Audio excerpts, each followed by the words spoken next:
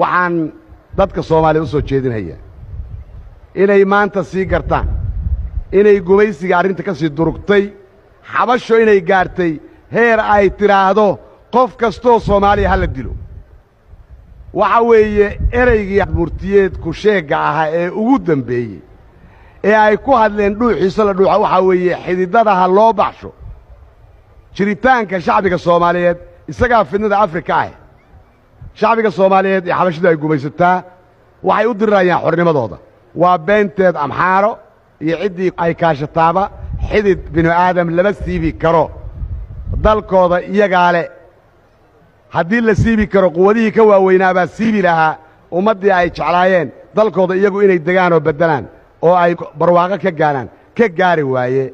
waxa ugu dambeeyey Rhodesia ama Zimbabwe yaa ugu dambeeyey ayaan Smith yaa ka qaab daraa ka foolxuma iyagiyo South Africa iskaashaday maxay u siibi waayeen xididada shacbiga Zimbabwe been weeye waxaan soconaynin weeye dhalanteed weeye riyo weeye aqli yari weeyaan